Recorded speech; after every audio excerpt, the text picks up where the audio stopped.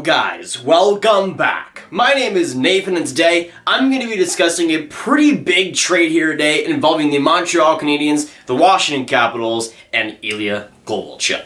Now the Habs have pulled off a trade here today with the Capitals, sending Ilya Kovalchuk to the Caps. So, what is the trade details of this trade, and which team do I think wins this trade? The Montreal Canadiens or the Washington Capitals? Watch till the end for all my thoughts and opinions, and of course, hit that subscribe button if you're new. Now, for the Washington Capitals, who got a big win against the Pittsburgh Penguins, they now have an extra piece on their team and another Russian player, now being Ilya Kovalchuk, and the Habs were able to send them off. Now, this being a day before the deadline, when it came to today, there really was nothing in the trade talks or even in the trade rumors. We've seen a lot with Tyson Barrie, but no trades whatsoever, just a day before the deadline. But the Habs and Capitals were able to pull one off, and thankfully so. When it comes to the trade details, though, for the Washington Capitals, of course, they end up getting Ilya Kovalchuk, and for the Montreal Canadiens, they end up getting a 2020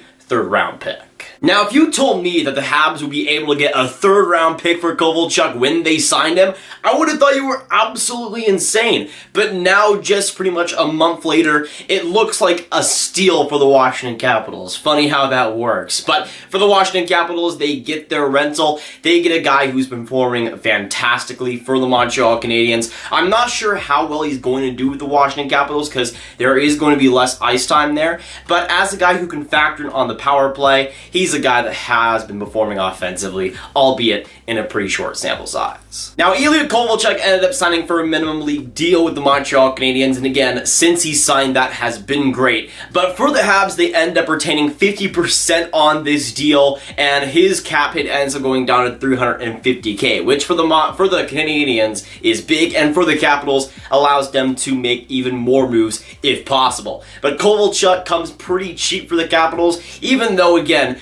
if you told me a month ago they would be able to get a third, I thought it would be a steal for Montreal. Personally, I thought Montreal was going to get at least a second-round pick. I mean, that's what everybody thought. That's what everybody like Pierre LeBrun, Elliot Friedman was speculating, a second-round pick, and if not more. But for the Montreal Canadiens, they get a third-round pick, and in Washington's case, will likely be more of a fourth-round pick than an early third. Now, in these videos, I usually like to discuss who won this trade, and in this one, I think it's pretty obvious from a now perspective, because again, a month ago, if you said Montreal would have gotten a third-round pick, I think that would be a great deal for the Canadiens, but now since his value has been at an all-time high, I think for Washington, they got off pretty good here. They get a player who could be on their top six, but can have a lot of power play time, and I think for the Washington Capitals, it's more of a depth guy, but also one that can factor into the playoffs a ton as well. Even though he is more on the veteran side, still has a ton of experience, and I think the Capitals could definitely use that still, even though they won the Cup 2 years ago. And at this point, for Montreal Canadiens, it isn't terrible either, in my opinion,